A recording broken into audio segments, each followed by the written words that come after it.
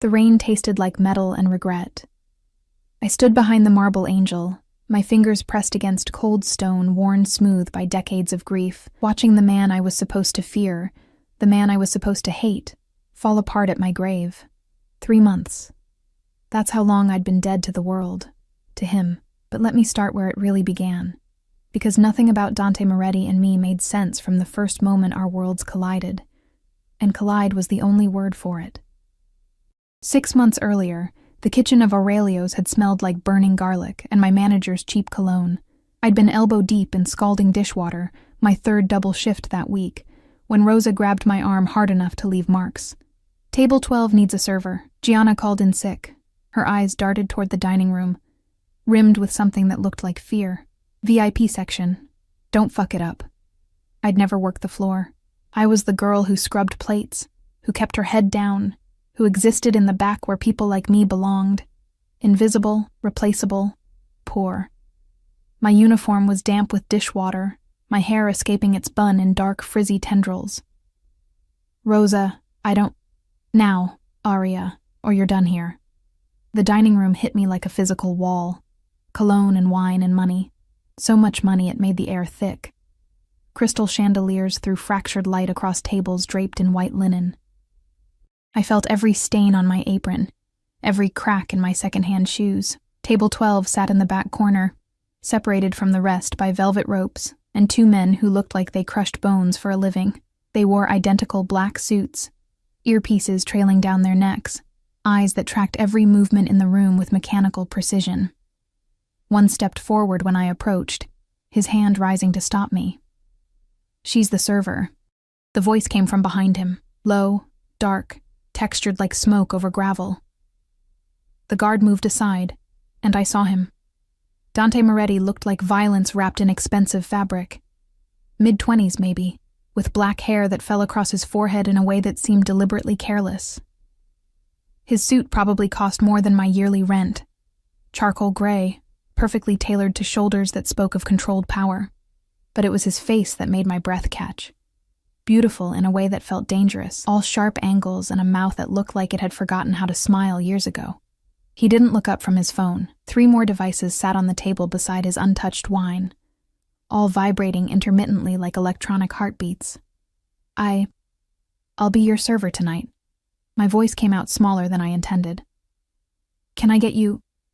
McAllen, neat, and tell Aurelio I want to speak with him. Not a request. A command delivered without even glancing my way. I scribbled the order with shaking hands, hyper-aware of the other guard watching me, of the weight of money and danger pressing down on this corner of the room. As I turned to leave, my shoe caught on the carpet edge, one of those worn spots Aurelio refused to fix, and I stumbled forward. The wine glass toppled. Everything slowed down in that horrible way disasters do.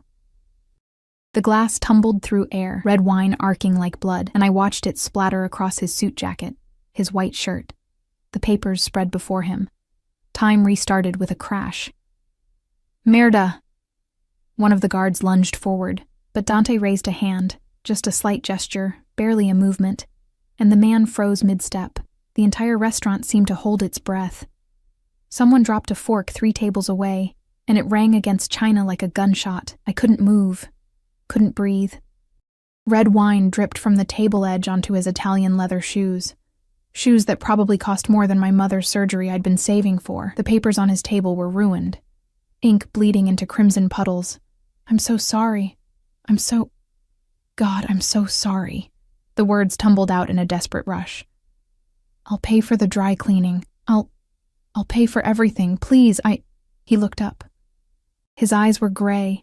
Not the soft gray of rain clouds, but the gray of winter storms, of steel, of things that didn't bend. They locked onto mine with an intensity that made my knees weak, scanning my face with the precision of someone who made his living, reading people, finding weaknesses, exploiting them. What's your name? His voice remained level, almost quiet, but something in it raised every hair on my arms. Aria Thorne. I'm so sorry, You work in the kitchen. Not a question. A statement. How did he know that? Yes, sir. I'm sorry. They pulled me to serve because it doesn't matter. I'll cover the damages. I'll work extra shifts. How much do you make here? He pulled a napkin from the table, dabbing wine from his papers with movements so controlled they seemed choreographed. The question caught me off guard. What? Your salary. How much? Heat flooded my face. Around us I could feel other diners watching, whispering. The guards remained motionless, hands near their jackets where I was absolutely certain guns rested. I don't think that's... Answer the question, Arya. The way he said my name, like he was tasting it, testing its weight, sent shivers down my spine. Minimum wage, plus tips when I helped prep the service stations. My throat felt tight. Look, I know I can't afford to replace your suit right away, but I can make payments. He stood. He was taller than I'd expected, 6 feet of coiled muscle and controlled menace. Up close I could smell him, bergamot and cedar, something expensive that probably had a name I couldn't pronounce. A thin scar traced his jawline, barely visible unless you were this close, this trapped in his gravity. Marco. He didn't take his eyes off me. Clear my schedule for the next hour.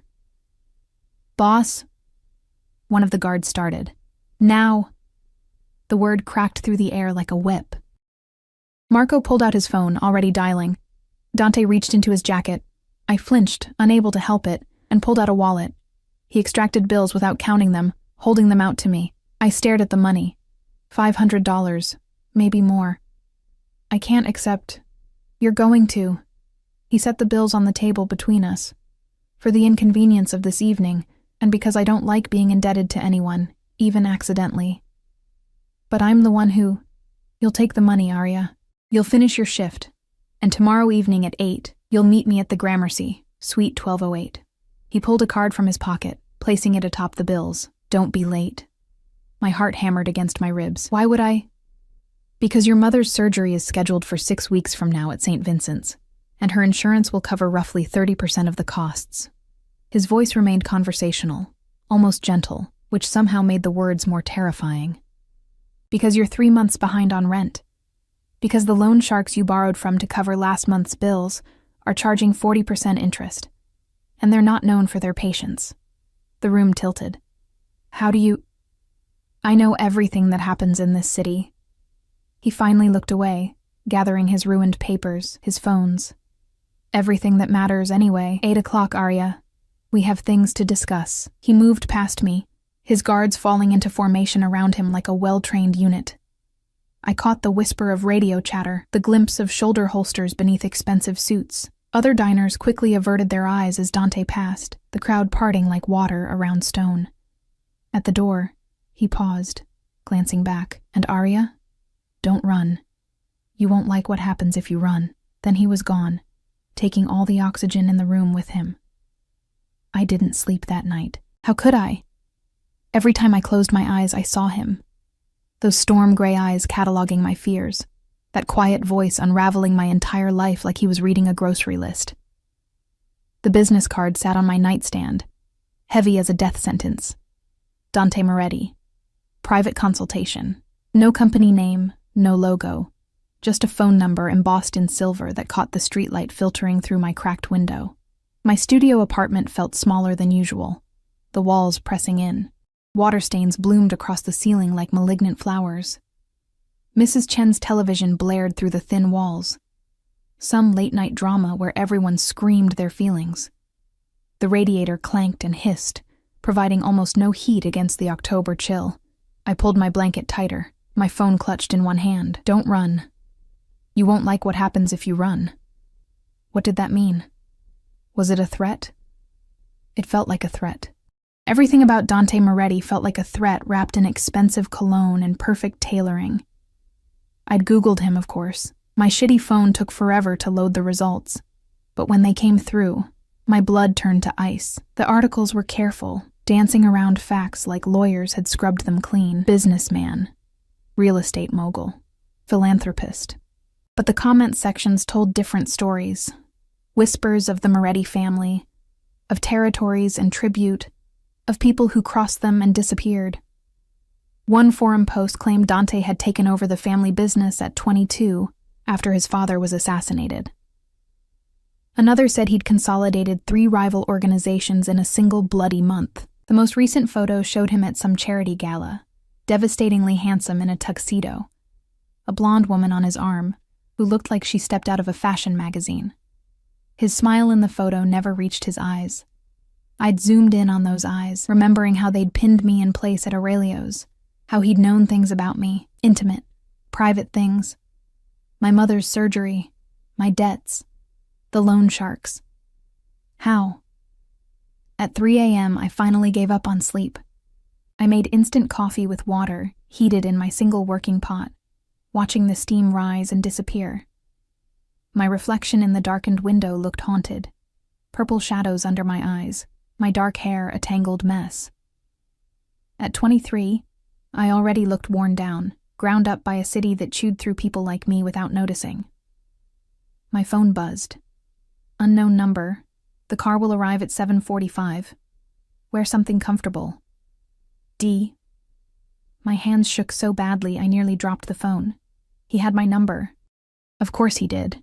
He had everything. I haven't decided if I'm coming, I typed back. The response came immediately. Yes, you have. The black SUV that pulled up to my building at 7:43 p.m. looked like it could survive a bombing. Bulletproof glass, tinted windows dark enough to hide anything. The driver who emerged wore the same type of suit as the guards from Aurelio's, perfectly fitted, clearly concealing weapons, an earpiece trailing from his ear. He opened the back door without speaking. I stood on the sidewalk, my breath misting in the cold air, every instinct screaming at me to run, but where would I go?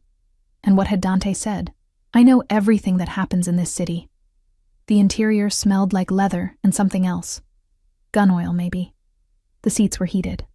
Classical music played softly from hidden speakers. The door locks engaged with a definitive click that made my stomach drop. We drove through Manhattan as evening settled over the city like a bruise. The driver never spoke, never even glanced at me in the rearview mirror. His attention stayed fixed on the road, on the other cars, checking and rechecking our surroundings with military precision. When we pulled up to the Gramercy, 2 more guards materialized from the shadows. One opened my door while another spoke quietly into his radio. Package arriving. Package. Like I was cargo. The lobby was all marble and gold, the kind of place where my second-hand dress, the nicest thing I owned, looked like a costume. A concierge nodded at the guards, pressing an elevator button without being asked. The elevator itself was private, requiring a key card to access. We rose in silence. My ears popped. The guard who'd accompanied me stood with his hands clasped in front of him, staring at the floor numbers like they held the secrets of the universe. Can you at least tell me what this is about? My voice came out smaller than I intended. He didn't even blink. Suite 1208, miss. The hallway on the 12th floor was empty, hushed, carpeted so thick my footsteps made no sound. Only one door, 1208. The guard knocked twice, paused, knocked once more. The door opened. Dante stood in the threshold, and I hated that my first thought was how beautiful he looked in casual clothes, dark jeans, a black Henley that hugged his chest, his hair slightly damp like he'd just showered. Without the suit, he looked younger, almost approachable, until you saw his eyes. Thank you, Marcus. He dismissed the guard with a gesture. To me, come in, Arya. Every cell in my body screamed danger. But I stepped inside anyway, because what choice did I have? The suite was obscene. Floor-to-ceiling windows overlooked the glittering city, Central Park, a dark expanse in the distance. The furniture looked antique, probably worth more than I'd earn in a lifetime. Papers covered the dining table, documents, photographs, maps. 3 laptops sat open, screens glowing. A decanter of amber liquid caught the lamplight. The door closed behind me with a soft click. We were alone. Drink? He moved to the bar without waiting for an answer. Whiskey or wine, I don't want anything. My purse strap dug into my shoulder. I clutched it like a shield. You said we had things to discuss, so discuss them. A ghost of something, amusement, approval, flickered across his face. He poured himself 2 fingers of whiskey, taking a slow sip while studying me over the rim of the glass. You're more direct than I expected. I'm tired. I worked a double shift. I have another one tomorrow. and I don't have time for whatever game this is." The words came out braver than I felt. "You know about my mother, my debts. Fine, you're rich and connected and apparently psychic, but I don't understand what you want from me." He set down his glass with deliberate care. "What do you know about Vincent Castellano?" The name hit me like cold water. "What? Vincent Castellano, your daughter's father." My legs almost gave out. I stumbled to the nearest chair, gripping its back. "How do you—" "That's none of your business. My daughter is none of your business." "Everything in this city is my business, Arya, especially when it involves one of my men stealing from me." The world tilted sideways. "You're—" "What?" Dante moved closer, each step measured, predatory. "Vincent works for me. Or worked, rather. Past tense. 3 months ago, he disappeared, along with $2 million from one of my accounts." "No." My head shook involuntarily. "No. Vincent is— he's a consultant. He travels for work. He's a thief. And a coward." Dante stopped just inches away, close enough that I could feel heat radiating from his body, smell the bergamot that clung to his skin. "He stole from me. He left you pregnant and alone, and now he's in hiding, trying to spend my money before I find him." Tears burned my eyes. I'd known Vincent was lying about something. The late nights, the cash, the way he'd grown paranoid those last few weeks before he vanished. But this? "I don't know where he is." My voice cracked. "I swear to God, I don't know. He left when I was 6 months pregnant. I haven't heard from him since Lily was born." "I believe you." His hand rose. I flinched. But he only tucked a strand of hair behind my ear, his touch surprisingly gentle. "You're telling the truth. You have terrible tells, by the way. You bite your lip when you lie." I jerked away from his touch, anger flaring through the fear. "Then why am I here? If you believe me, if I can't help you find him, because Vincent will come back for you." His voice dropped lower, almost soft. Men like him always do. They think they're clever, that they can wait until the heat dies down. But he'll get sloppy. He'll try to contact you, or your daughter. And when he does, you'll be waiting. We'll be waiting. The way he said it, "we," made something cold slither down my spine. "I'm not bait for your trap. No." He returned to his whiskey, taking another slow sip. "Your insurance. Protection. A guarantee." "Against what?" "Vincent took from me. That makes you and your daughter my responsibility now." He said it so matter-of-factly, like he was discussing the weather. "You'll move into one of my properties. Secure building, armed guards. I'll cover your mother's surgery, clear your debts, provide for your daughter." My laugh came out harsh, broken. "In exchange for what? You think I'm stupid enough to believe you're doing this out of kindness? In exchange for your cooperation when Vincent surfaces, and—" He paused, something flickering in those gray eyes. "And because no child should grow up without a father, even if that father is a piece of shit who deserves what's coming to him." The way he said it, there was something raw there, something personal, a wound he'd covered but never healed. "I can't." I stood, my legs unsteady. "I can't be part of whatever this is. My daughter, she's 3 months old. She's innocent. I won't put her in danger. She's already in danger." His voice hardened. "Vincent stole from the Moretti family. That makes her a target, for my enemies who'll use her as leverage, for Vincent's creditors who'll want their cut, for the police who'll investigate everyone connected to him. I'm offering you protection, Arya. The only real protection you're going to get. By making us prisoners, by keeping you alive." He crossed the room in 3 strides, gripping my shoulders. Not hard enough to hurt, but firm enough that I couldn't pull away. "You don't understand what world you've stumbled into. Vincent painted a target on your back the moment he touched you. I'm trying to keep that target from becoming a bullet hole." I looked up into his face, searching for the lie, the manipulation. But all I saw was absolute certainty. And beneath it, something that looked almost like concern. "Why do you care?" The question came out as a whisper. His jaw tightened. For a long moment, he didn't answer. Then, "Because I know what it's like to lose everything. And because Vincent Castellano is going to pay for what he took, but you and your daughter don't have to pay with him." His phone buzzed. He released me to check it, his expression darkening. Marcus will take you home. Think about my offer. You have until tomorrow night. He picked up his whiskey, draining it. But understand this, Arya, whether you accept my protection or not, Vincent will come for you. The only question is whether you'll have someone standing between you and him when he does. The drive back to my apartment passed in a blur. My mind spun with impossible choices, all of them terrible. When I finally climbed the stairs to my floor, arms aching from carrying Lily in her car seat, my neighbor had watched her. I found something taped to my door. A photograph. It showed me leaving my apartment that morning, Lily bundled in her carrier. The angle was from across the street. Telephoto lens, professional quality. No note, no message, just the image and the promise it carried. We're watching. My hands shook so badly I could barely get my key in the lock. Inside, I called the number on Dante's card. He answered on the first ring. Yes. My voice barely functioned. Yes, I'll accept your protection. Smart girl. A pause. Pack essentials. The car will be there in an hour. How did you know I'd call tonight? Silence stretched between us. Then, so quiet I almost missed it. Because I had that photo delivered, Arya.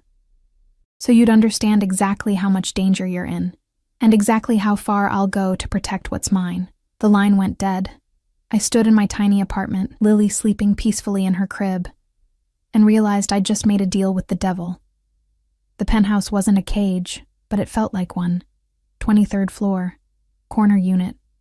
Windows that stretched from floor to ceiling, offering a view of Manhattan that took my breath away, and reminded me how far I'd have to fall. The furniture was modern and expensive, all clean lines and neutral colors. Lily's nursery had been set up before we arrived, complete with a crib that probably cost more than my old car, shelves stocked with organic baby products I'd only seen in magazines, 2 guards stationed in the hallway, cameras in every corner, bulletproof glass, biometric locks. Prison, I kept thinking. A gilded, beautiful prison. Everything you need is here. Marcus, the guard who'd become my constant shadow, gestured toward the kitchen. Fully stocked. Chef service available if you request it. Building has a gym, pool, private medical facility on the 10th floor. I stood in the living room holding Lily, who'd finally stopped crying after the move. She clutched her stuffed elephant, the only toy I'd insisted on bringing from our old life. When can I leave? Mr. Moretti will discuss the security protocols with you. That's not an answer. Marcus's expression remained neutral, professional. He'll be here within the hour, Miss Thorne. After he left, I explored my new prison. The master bedroom had a bed the size of my old apartment. The bathroom featured a tub I could practically swim in. Lily's room connected to mine through a door I tested 3 times, making sure it wouldn't lock. I found myself at the windows, forehead pressed against cool glass, watching the city pulse below. From up here, people looked like ants. Insignificant, disposable. Was that how Dante saw the world? The locks beeped. I spun around, my heart hammering. Dante entered like he owned the place, which technically he did. He'd changed since last night, back in his armor of expensive suits. This one was navy, perfectly tailored, making his shoulders look broader. He carried a tablet and a small gift bag. You didn't eat. Not a question. He glanced at the untouched kitchen. There's food being delivered in 20 minutes. You'll eat. Hello to you too. I shifted Lily to my other hip. She'd woken up, her big brown eyes, Vincent's eyes, studying this stranger with infant curiosity. Dante's gaze moved to my daughter, and something in his expression softened almost imperceptibly. May I? I blinked. May you what? Hold her. Every protective instinct screamed no. But I was in his home, under his protection, or his control, depending on how you looked at it. Refusing seemed dangerous. I transferred Lily carefully. She went easily enough, one tiny hand immediately grabbing at his tie. Dante cradled her with surprising competence, his large hands gentle, supporting her head properly. How old? His voice dropped to that softer register that made my stomach flutter traitorously. 3 months, almost 4. He studied her face with intense focus, like he was memorizing every detail. She has your mouth, your nose. A pause. His eyes, unfortunately. Don't. The word came out sharper than intended. She's innocent in this. Whatever Vincent did, I know. He returned Lily to me, but not before pressing a surprisingly tender kiss to her forehead. The gesture was so unexpected, so at odds with the dangerous man I'd witnessed at Aurelio's, that I stood frozen. That's why you're both here, safe. He moved to the windows, hands in his pockets, surveying his kingdom. I've taken the liberty of arranging a few things. Your mother's surgery has been moved up. It's scheduled for next week at Mount Sinai. Best cardiac surgeon in the state. All expenses covered. Relief flooded through me so intensely my knees weakened. Thank you. Your debts are cleared. The loan sharks have been informed that you're under my protection. They won't contact you again. The way he said informed, I didn't want to know what that meant. I've also had your belongings moved from your apartment. They're in storage. You'll find new clothes in your closet, things for the baby as well. He pulled out his phone, scrolling through something. There's a private doctor on call 24/7. She's a pediatrician, Harvard-trained. Her number is programmed into your phone. My phone has been replaced. More secure. The old one was easy to trace, easy to hack. He glanced at me. I told you, Arya. I protect what's mine. That phrase again. What's mine? I'm not yours. I kept my voice steady despite my racing heart. We had an agreement. Protection in exchange for cooperation when Vincent surfaces. That doesn't make me your property. He crossed the room in 3 strides, close enough that I could smell bergamot, and something darker. Whiskey, maybe. Or danger itself. You're right. You're not my property. His hand rose, fingers trailing along my jaw. I should have pulled away. I didn't. But you are my responsibility, and I take my responsibilities very seriously. This feels like a cage. It's a fortress. His thumb brushed my lower lip, and I hated the way my breath hitched. There's a difference. Cages are for keeping things trapped. Fortresses are for keeping threats out. Can I leave? If I wanted to take Lily for a walk, go to a coffee shop, visit my mother, could I? Silence stretched between us. His hand dropped. Not alone. Not yet. He moved away, creating distance. Vincent has eyes everywhere. Until we locate him, you go nowhere without security. Marcus and his team will accompany you. Discreetly. So it is a cage. It's survival. His voice hardened. 3 people connected to Vincent have turned up dead in the past month. One was his former roommate. They found him in the Hudson, concrete blocks tied to his ankles. Another was a woman he dated 2 years ago.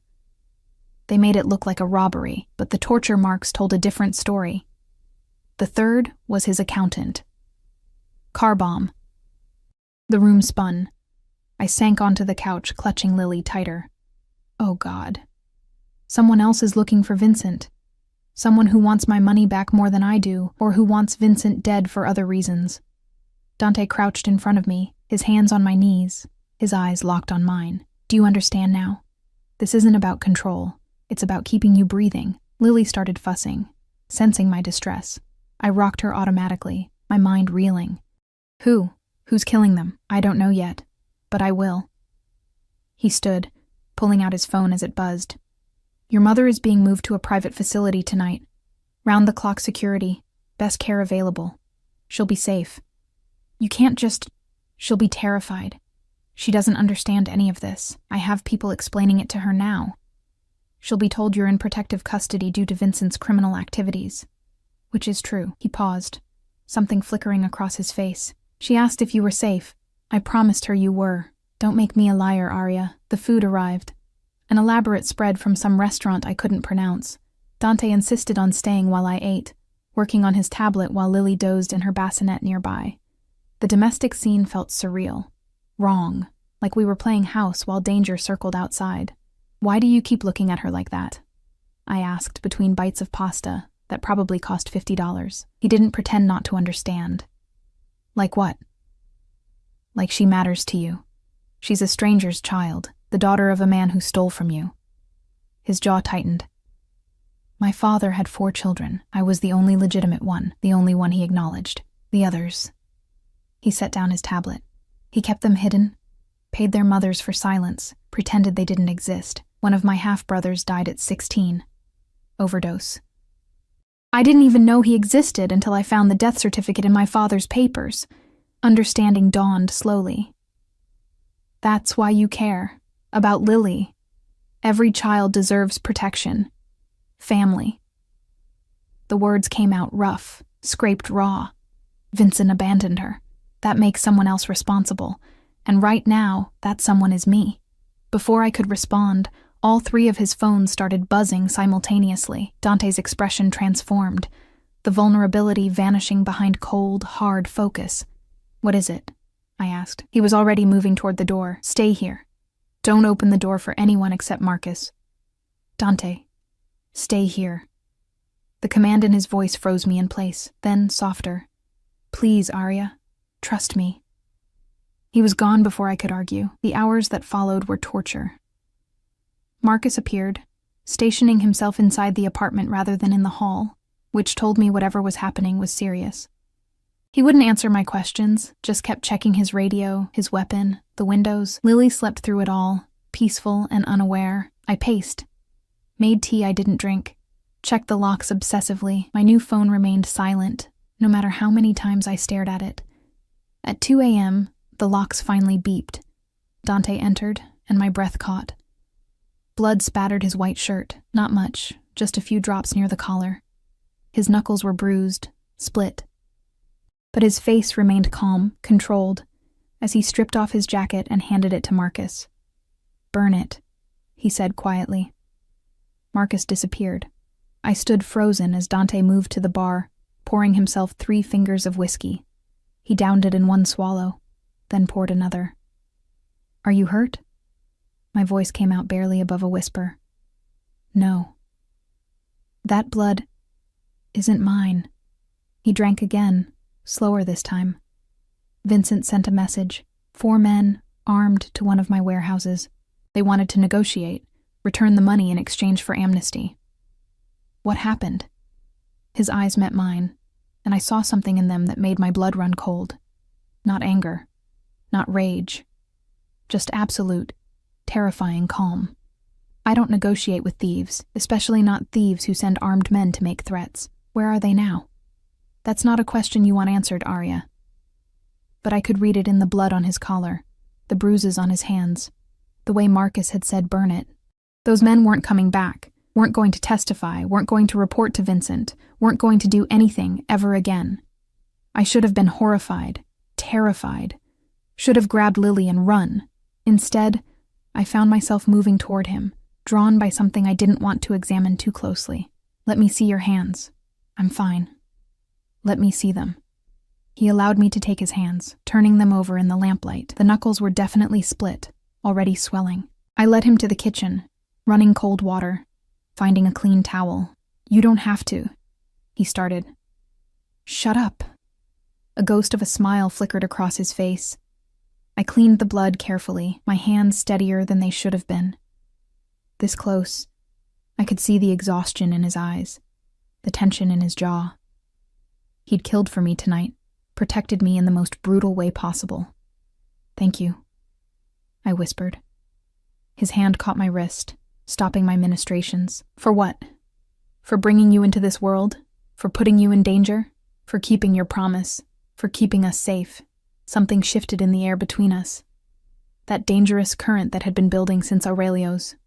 His other hand rose, cupping my face, thumb brushing my cheekbone. "You should be afraid of me," he said softly. "I am."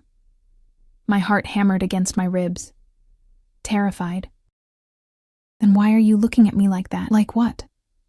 He leaned closer, his breath warm against my lips. "Like you want me to kiss you. I should have denied it. Should have pulled away, but something about the blood and the danger and the way he'd called me his had broken something inside me. Maybe I do," I breathed. He kissed me like he did everything else, with complete control and devastating precision. His hand slid into my hair, angling my head exactly where he wanted it. The kiss was slow, thorough, acclaiming as much as a caress. When he finally pulled back, we were both breathing hard. "This is a mistake," he said against my lips. Probably. I'm not a good man, Arya. I've done things. I know. And I did. I saw it in the blood, in the bruises, in the way his men followed orders without question. But right now, you're the only thing standing between my daughter and whatever's out there. So good or bad doesn't matter. His forehead pressed against mine. You deserve better. Maybe. But better isn't here offering protection. He kissed me again, deeper this time, pulling me against him until I could feel his heartbeat through his ruined shirt. It should have felt wrong. It should have felt like a betrayal of every rational thought I'd ever had. Instead, it felt like the first safe breath I'd taken in months. When Marcus's radio crackled, we broke apart. Dante composed himself instantly. All business again. But his hand lingered on my waist for just a moment longer than necessary. Get some sleep, he said quietly. Tomorrow I'm moving you somewhere more secure. A house outside the city, private estate. More secure than this? After tonight, nowhere in Manhattan is safe enough. His jaw tightened. Vincent knows where you are now, which means he'll try something, and next time I might not get there in time. The thought of leaving the city, of being even more isolated, should have terrified me. But as I looked at Dante, this dangerous, complex man who'd killed for me tonight, I found myself nodding, because he was right. Vincent was coming. And when he did, I wanted Dante Moretti between us. Even if that meant surrendering to whatever this dangerous thing between us was becoming. The estate sat 40 minutes outside the city, hidden behind iron gates and walls covered in security cameras. The house itself was beautiful in a cold, fortress-like way. Stone and steel, floor-to-ceiling windows that were undoubtedly bulletproof, surrounded by manicured grounds that offered no cover for anyone approaching. I counted 6 guards on the perimeter. Probably more I couldn't see. It was my grandfather's, Dante said as we pulled up the circular drive. He'd insisted on driving himself, his hands steady on the wheel of the armored SUV. He built it after the first attempt on his life. Survived 3 more here before dying of a heart attack in the library. Comforting, I muttered, adjusting Lily in her car seat. His mouth quirked. You're safe here, Arya. That's what matters. The next 2 weeks fell into a strange rhythm. Dante came every evening after whatever dark business occupied his days. We'd have dinner, sometimes takeout, sometimes prepared by his chef. He'd hold Lily while I ate, talking to her in Italian, words I didn't understand, but that sounded surprisingly gentle. Then he'd work from the study while I put Lily to bed, and we'd end up on the couch together, talking about nothing and everything, his childhood in this world of violence and loyalty, my dreams of finishing college, becoming a teacher, the life I'd imagined before Vincent, before everything went wrong. He never pushed for more than that kiss in the penthouse, never tried to take advantage of the situation, despite the fact that I was completely dependent on him. If anything, he was careful, maintaining a distance that felt almost painful. But the way he looked at me, like I was something precious, something worth protecting, that never changed. My mother's surgery went perfectly. Dante took me to visit her, the drive requiring 3 security vehicles and enough firepower to invade a small country. She looked better than she had in years, color returning to her cheeks, her breathing easier. He's a good man, she whispered, when Dante stepped out to take a call. Dangerous, maybe, but good. I can see it in how he looks at you. Mama, it's not like that. He's just protecting you? Yes. But also falling for you. She squeezed my hand. And you're falling for him too. I can see it, Mija. Be careful. Men like him, they love with the same intensity they do everything else. Completely. Possessively. Her words haunted me as days became weeks. Dante's possessiveness revealed itself in small ways, the way he questioned Marcus extensively about everywhere I'd been, everyone I'd spoken to, how he insisted on approving any visitors before they could enter the estate. The time I'd mentioned wanting to take Lily to the pediatrician in town, and he'd brought the pediatrician to us instead. I'm not trying to control you, he said when I confronted him about it. We were in his study, rain lashing against the windows. I am trying to keep you alive, by monitoring my every move, by being thorough. He stood from his desk, moving around it to face me. Vincent is still out there. Whoever killed his associates is still hunting, and every day you're visible is a day you're vulnerable. I'm suffocating, Dante. The words burst out. I haven't breathed fresh air in weeks. Haven't seen anyone except your guards and staff. Lily needs her mother alive. His voice hardened. You want to take risks with your life? Fine, but I won't let you risk hers. That's not fair. No, it's not. He moved closer, his eyes stormy. Nothing about this situation is fair, Arya. But it's the reality we're living in. I stepped into his space, anger overriding caution. You're living your life, running your empire, doing whatever it is you do. I'm the one trapped here like what? Like you're important to me? His hands gripped my shoulders, like I can't fucking sleep at night because I'm terrified someone will get past my security? Like the thought of anything happening to you or Lily makes me want to burn this entire city down? The confession hung between us, raw and honest. Why? My voice came out barely above a whisper. Why do we matter so much to you? His jaw worked, emotions warring across his face. Then, so quietly, I almost missed it. Because I'm in love with you. The world stopped. You can't be. But even as I said it, I knew it was true. Saw it in every careful touch, every protective gesture, every time he looked at me like I was the only real thing in his violent world. I know. His laugh was bitter. Believe me, I've tried to talk myself out of it. You're Vincent's ex. You're innocent in all this. You deserve someone who doesn't have blood on his hands. His forehead pressed against mine, but I can't stop. Can't stop wanting you, needing you. Craving every moment I get to see you with her. Pretending we're something normal. Dante. You don't have to say anything. I know this is complicated. I know I'm asking too much, expecting too much. His hand slid up to cup my face.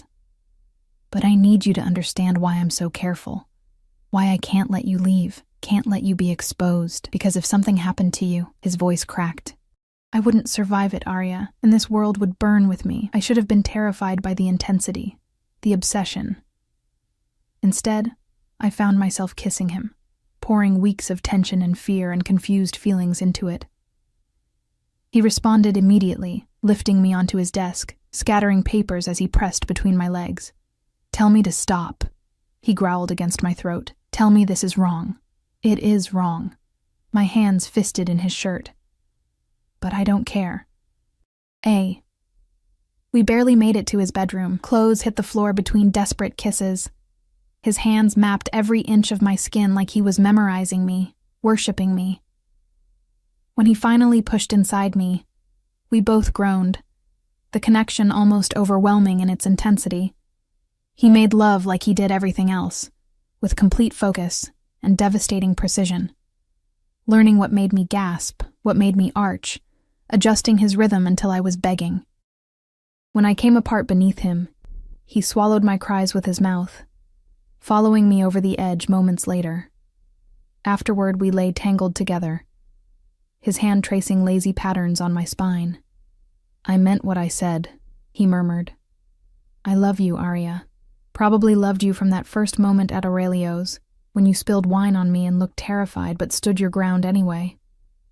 This is insane. But I was smiling. We barely know each other. I know you bite your lip when you're nervous. That you sing to Lily in Spanish when you think no one's listening. That you're fierce and brave and far stronger than you realize. He kissed my temple. I know you're the first thing I think about when I wake up and the last thing before I sleep. That's enough. My phone buzzed on the nightstand, the secure one Dante had given me. He tensed immediately, reaching for it. The text was from an unknown number. Beautiful house. Beautiful daughter. Shame if something happened to them. Dante was moving before I could process it, grabbing his own phone. Marcus, perimeter check now. Full lockdown protocol. He knows where we are, I whispered, terror flooding through me. Oh God, Lily. She's safe. The nursery is the most secure room in the house, but he was already pulling on clothes, checking his gun. Stay here. Lock the door behind me. Don't open it for anyone except me. Dante. He kissed me hard, almost bruising. I will not let him touch you. Do you understand? He'd have to go through me, and I promise you, Arya, that's not going to happen. Then he was gone, and I was alone with my fear. The next hour was hell. I heard shouting, running footsteps, the screech of tires. My phone buzzed repeatedly, Marcus confirming Lily was secure, the guards reporting in, Dante sending brief updates, perimeter clear, no breach, stay put. Finally, the bedroom door opened. Dante stood there, perfectly composed except for the rage burning in his eyes. "He wasn't here," he said flatly. The text was sent from a burner phone, bounced through 3 towers. By the time we triangulated, he was gone. How did he get this number? I don't know, but I'm going to find out. He moved to the window, staring out at his grounds, and then I'm going to end this, permanently. What does that mean? He turned, and the look on his face made my blood run cold. It means I'm done playing defense. I'm going hunting. And when I find Vincent Castellano, he's going to wish he'd never heard your name. The hunt consumed him. Over the next week, Dante was gone more than he was home, returning at odd hours smelling of smoke and violence. His knuckles were perpetually bruised. He lost weight, his face growing harder, more dangerous. But every night, no matter how late, he came to check on Lily. To press a kiss to her forehead, to whisper promises in Italian that he'd keep her safe. And every night he came to me, needing the connection, the reminder that something good existed in his dark world. We made love desperately, clinging to each other like drowning people, finding brief moments of peace in the storm. "I'm close," he told me one night, his head on my chest, my fingers running through his hair. "My people have been tracking his transactions. He's in the city. Somewhere in Queens, probably, using a different name, different face. But he's getting sloppy, making mistakes. When you find him..." I couldn't finish the question. You don't want to know the answer to that, but I did. I'd seen enough, understood enough about Dante's world to know that Vincent wouldn't walk away from this. Wouldn't go to prison. Wouldn't get a trial. He'd simply disappear. Part of me. The part that remembered Vincent's lies, his abandonment, the danger he'd brought to my daughter's life. Didn't feel guilty about that. The call came 3 days later. I was feeding Lily when Dante burst into the nursery, his eyes wild with something between rage and triumph. "We found him. He's at a warehouse in Red Hook, trying to broker a deal with one of my competitors." His hands clenched into fists. "I'm ending this tonight, Aria, and I need to know. Do you want him dead?" The question hung in the air. My daughter cooed softly, unaware that her father's fate was being decided. "I want us safe," I said finally. "Whatever that takes." He nodded, understanding the permission I'd given. He kissed me deeply, desperately. "When I come back, this is over. No more hiding, no more threats. Just us. Promise?" "I swear it." Another kiss, softer. "I love you. I love you too." The words came easily, honestly. Somewhere in the fear and danger, I'd fallen for this complicated, violent, protective man. He left, taking half his security with him. I put Lily to bed, then waited, paced, prayed to a God I wasn't sure existed anymore. At 11 p.m., my phone buzzed. "It's done, coming home." At midnight, I heard the SUV pulling up the drive. I met Dante at the door. He looked exhausted, blood spattered across his shirt, more than last time. But his eyes were clear, peaceful, in a way I hadn't seen before. "It's over?" I asked. "It's over." He pulled me into his arms. "Vincent won't hurt anyone ever again. The money's been recovered. The people hunting him have been dealt with." He pulled back to look at my face. "You're safe now, Aria. Both of you. I promise." I should have asked for details, should have wanted to know exactly what happened in that warehouse. Instead, I just held him, letting relief wash through me. 3 months later, I stood in Oakwood Cemetery, rain soaking through my black coat, watching Dante Moretti fall apart at my grave. The headstone was elegant, white marble, my name carved in graceful script, Aria Castellano Thorne, beloved mother, gone too soon. Fresh flowers lay scattered across the grass, already wilting in the downpour. Dante knelt in the mud, his expensive suit ruined, his shoulders shaking with sobs that tore through the quiet cemetery. No guards flanked him now, no phones buzzed with urgent business. Just a man, broken, grieving at the grave of the woman he loved, the woman he thought he'd lost. 2 weeks earlier. "You need to disappear," Marcus spoke quietly, urgently in the kitchen while Dante was locked in meetings in the city. Lily played on her mat nearby, oblivious to the tension crackling through the air. "What are you talking about?" I set down my coffee, dread pooling in my stomach. "Vincent isn't dead." Marcus's jaw tightened. "The man Dante killed at the warehouse. It was a decoy, someone Vincent paid to take his place. Fed him just enough information to be convincing. Vincent's still out there, and he's planning something big." The room spun. "Does Dante know?" "Not yet, but he will soon. And when he does..." Marcus leaned forward. "Miss Thorne, I've worked for the Moretti family for 15 years. I've seen Dante handle threats, deal with enemies, survive assassination attempts, but I've never seen him like he is with you. The love, yes, but also the obsession, the need to control, to possess, to keep you locked away where nothing can touch you. He's protecting us. He's suffocating you, and it's getting worse." Marcus pulled out a folder, sliding it across the counter. "Vincent contacted me 3 days ago, offered me $2 million to help him get to you and Lily." My blood turned to ice. "And you're telling me this because I turned him down. Because despite what you might think, my loyalty is to this family. And you're part of that family now." He tapped the folder. "But Vincent won't stop. He'll keep coming, keep trying, and Dante's response will be to tighten the cage even more. Eventually, you won't be able to breathe at all. What are you suggesting? That you disappear? Fake your death? Take Lily? Start over somewhere Vincent can't find you?" He opened the folder, revealing documents. "New identities, bank accounts, plane tickets. I have contacts who can make this happen. You'd be free, Miss Thorne. Truly free." "And Dante?" Marcus's expression softened with something like pity. "Would grieve. Would probably tear apart half the city looking for whoever killed you, but eventually, he'd move on. And you'd be safe." I stared at the documents, my heart warring with my head. I loved Dante. Loved him with an intensity that terrified me. But Marcus was right. The protection had become possession. The love had become obsession. Just last week, Dante had forbidden me from even going into the garden alone, had installed additional cameras in Lily's nursery, had started sleeping with his gun on the nightstand, jerking awake at every sound. He was drowning in his need to protect me, and he was pulling me under with him.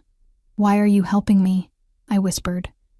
"Because I had a sister once." Marcus's voice roughened. "She fell in love with a man in this life. A good man, like Dante, who loved her fiercely. But that love became a cage. And when she tried to leave," he swallowed hard, "she didn't make it out. I won't watch that happen again." I looked at Lily, playing peacefully, unaware that her entire world was about to shatter. How would it work? The car crash was Marcus's idea. Brutal, efficient, final, a curve on a rainy night, a vehicle that burst into flames on impact. Dental records from a Jane Doe who'd died 6 months earlier, a closed casket funeral because the body was too damaged to view. Dante had been in Chicago on business when it happened. I'd watched the security footage later. Marcus had shown me, insisted I see what my death had done to him. The way Dante collapsed when Marcus told him. The animal sound of grief that tore from his throat. How he'd destroyed his hotel room, then locked himself inside for 3 days, refusing food, refusing calls, refusing everything. At the funeral, he'd stood at my graveside for 6 hours. Silent. Unmoving. Rain soaking through his clothes until hypothermia had forced his guards to physically carry him away. And every day since he'd returned, sometimes for hours, sometimes for just a few minutes. But always, he came. Marcus sent me photos, updates. He's not sleeping. Barely eating. The business is suffering because he can't focus. He fired 3 men yesterday for mentioning your name.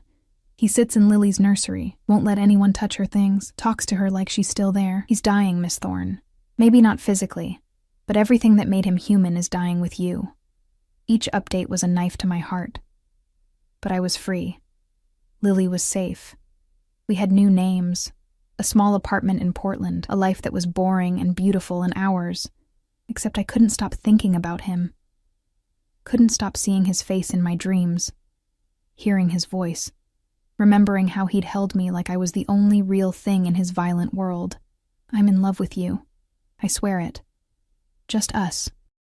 3 months of freedom, and I'd never felt more trapped, so I came back.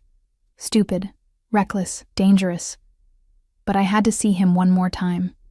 Had to know if Marcus was right. If Dante was truly broken beyond repair. The cemetery was empty except for us.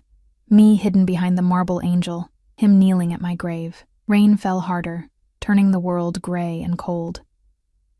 I'm sorry. His voice cracked, barely audible over the downpour. I'm so fucking sorry, amore mio. I failed you. Failed to keep you safe. Failed to... A sob cut him off. He pulled something from his pocket, a small velvet box. My heart stopped. I was going to propose, he continued, talking to the headstone like I could hear him. That night, when I came back from Chicago, had the ring custom made, princess cut diamond, like you mentioned once when we were watching some stupid movie. You probably don't even remember saying it, but I remembered everything, Arya. Every word, every laugh, every time you smiled at me like I was more than just a monster. He opened the box with shaking hands. Even from here, I could see the ring. Stunning, perfect, exactly what I would have chosen. I was going to do it right. Dinner, candles, get down on one knee like they do in those movies you loved. Ask you to marry me, to be mine forever, to let me spend the rest of my life protecting you and Lily. His shoulders shook harder, but I was too late, too slow. And now you're gone, and I... He broke down completely, pressing his forehead to the muddy ground, his whole body racked with grief. I couldn't watch anymore. My feet moved before my brain could stop them, carrying me out from behind the angel, across the wet grass, toward the man I loved, Dante. He froze. Didn't move. Didn't breathe, like he thought he was hallucinating. Dante, look at me. Slowly, so slowly, he raised his head. And when his eyes met mine, the expression on his face nearly brought me to my knees. Shock, disbelief, hope so desperate it hurt to witness. Arya, a whisper, broken and raw. I'm alive. Tears streamed down my face, mixing with rain. I'm so sorry. I'm alive. He stood on unsteady legs, swaying like a man who'd forgotten how to balance. His hand reached out tentatively, like I might disappear if he moved too fast. When his fingers brushed my cheek, feeling solid flesh instead of ghost, he made a sound between a laugh and a sob. How? Why? The question came out strangled. Vincent. He's still alive. Marcus thought... We thought it would be safer if... The words tumbled over each other. I'm sorry. God, Dante. I'm so sorry. I didn't know it would hurt you like this. I didn't... He kissed me. Desperate. Almost violent. His hands fisting in my hair as he pulled me against him. He tasted like salt and rain and grief. When we finally broke apart, both gasping, his eyes searched my face like he was trying to prove I was real. 3 months, he said hoarsely. 3 months I thought you were dead. 3 months His voice broke. I wanted to die, Arya. Every morning I woke up without you. I wanted to... I know, I'm sorry. I'm so sorry. I pressed my hands to his face, feeling the sharp angles, the stubble, the warmth that meant he was alive and real and here. Marcus showed me the footage. I saw what it did to you, and I couldn't. I had to come back. Where's Lily? Safe. With Marcus's sister in Portland. I came alone. Something dark flickered across his face. Possessiveness, relief, and underneath it all, a rage so cold it made my breath catch. Vincent is still alive, yes. Marcus helped you fake your death to protect us, to give us freedom. Dante, you were the security, the cameras, never letting us out of your sight. Because I love you. The words exploded from him. Because the thought of losing you made me insane. And then I did lose you. And... He pulled back, his hands still gripping my arms. You have no idea what these 3 months have been like. The nightmares, the guilt, I destroyed everything looking for who killed you. Burned down buildings, tortured men for information, turned half the city upside down. And all along, you were alive. I'm sorry. Sorry? His laugh was bitter. You're sorry? You let me believe you were dead, Arya. You let me grieve, let me suffer, let me plan my own death because I couldn't survive in a world without you. And you're sorry?" The anger in his voice should have scared me. Instead, I felt relief, because anger meant feeling, meant he wasn't the broken shell Marcus had described. "What do you want me to say?" My own temper flared. "That I should have stayed. Let Vincent find us? Let you lock us in a prettier cage until we suffocated? I was protecting you. You were suffocating me. Cameras everywhere. Guards watching my every move. Not allowed to leave the house without permission. That's not love, Dante. That's possession." "Because you're mine," he roared, and there it was. The raw, terrifying truth. "You're mine, Arya. Mine to protect. Mine to love. Mine to keep safe from everything in this fucked up world." And yes, maybe I went too far. Maybe I became obsessive. But you don't understand what you mean to me. You and Lily. You're the only good things in my life. The only things that matter. Without you, I'm just a monster. I finished softly. His jaw worked, emotions warring across his face. Finally, quietly, yes. We stood in the rain, staring at each other, everything ugly and honest between us now. "I love you," I said. "I love you so much it terrifies me. But I can't be your prisoner, Dante. Even a willing one. Even one locked in a golden cage. I need to breathe. Lily needs to grow up with some semblance of normalcy. And Vincent? We deal with him together. Really deal with him this time. No more decoys, no more games. You find him, and we end this." I stepped closer, taking his hands. But after that, things change. Fewer guards. Fewer cameras. Trust that I won't break. That I'm stronger than you think. I can't lose you again. His voice cracked. "I can't survive it, Arya. These 3 months. I'm not the same man I was. Something broke inside me when I thought you died. I don't know if it can be fixed. Then let me help fix it." I pressed my forehead to his. "Let me in, Dante. Not as something to be protected and possessed, but as an equal. As someone who chose you, chooses you, even knowing exactly who and what you are." His arms wrapped around me, holding so tight I could barely breathe. But this time it felt right, like coming home. "Marry me." The words rumbled against my hair. I pulled back to see his face. "What?" He pulled out the velvet box again, opening it with still shaking hands. The ring caught what little light filtered through the rain clouds, throwing rainbow fractals across the headstone that bore my name. "I was going to ask you 3 months ago. I'm asking now."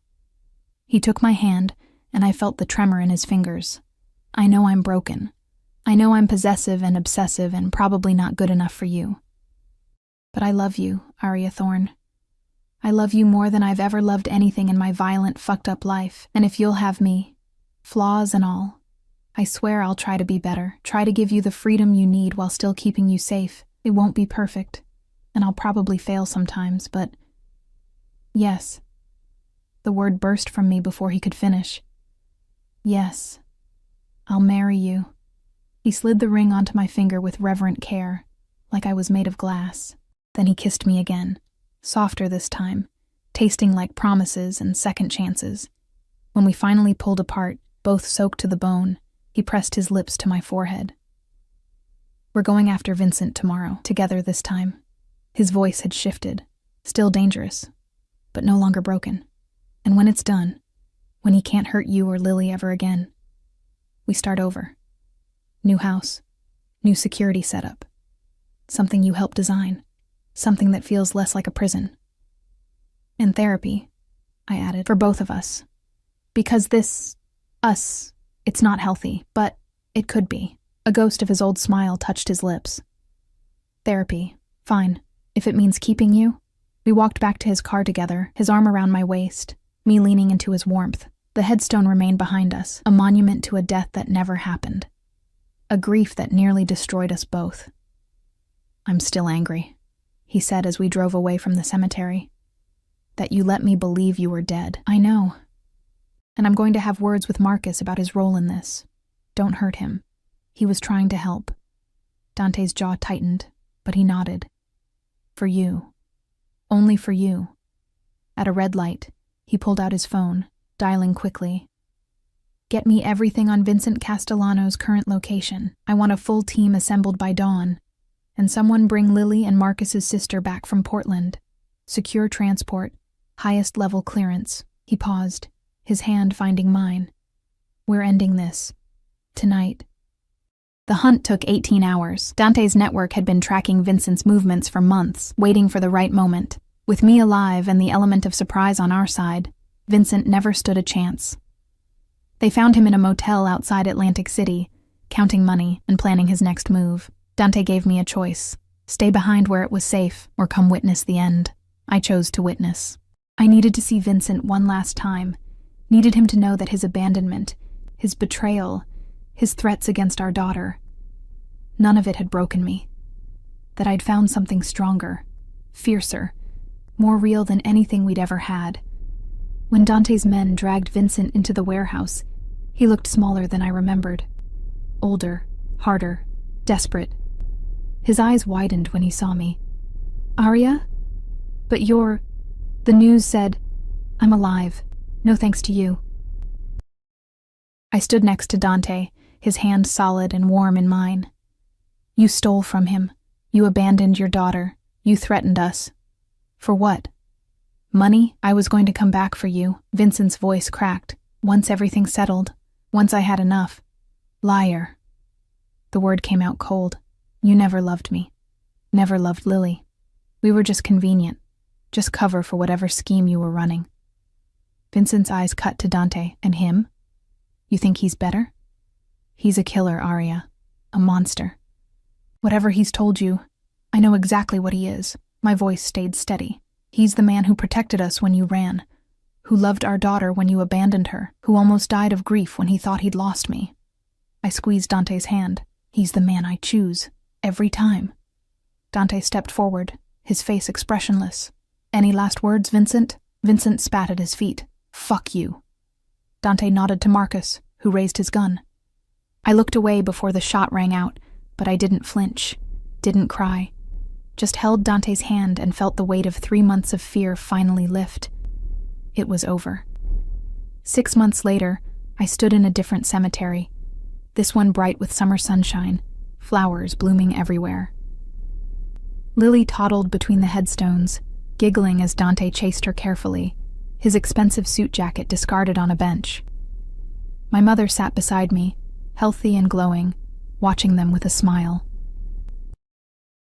You look happy, mija. I am. And it was true. We'd moved to a new house, still secure, but with windows that opened and a garden Lily could play in. Dante had cut his security detail in half and installed cameras only on the perimeter. We had date nights now, therapy sessions twice a week, moments of normalcy stolen between his business obligations. It wasn't perfect. He still sometimes woke in the night, checking that I was breathing. Still fought his instinct to lock us away from every potential danger, but he was trying, and so was I, learning to trust, to communicate, to build something healthy from the broken pieces we'd started with. Lily squealed as Dante caught her, lifting her high and making her laugh. She called him Dada now, despite no blood between them. He'd legally adopted her last month, giving her his name and his protection and all the fierce love he possessed. Mrs. Moretti, Dante called, grinning. Your daughter is demanding ice cream. Our daughter, I corrected, standing. And she gets that from you. He laughed. A real, genuine laugh that still sometimes surprised me. As I walked toward them, my wedding ring catching the sunlight, Lily reaching for me with chubby hands, I thought about that rainy day in the cemetery. The day I'd come back from the dead, the day we'd both chosen to live. Dante's arm wrapped around my waist, pulling me close. I love you. He murmured against my hair. I love you too. I leaned into him, feeling safe and free in the same breath. Both of you. We walked through the cemetery as a family. Imperfect, complicated, still healing. But together. Always together. And this time, it wasn't a cage. It was a choice.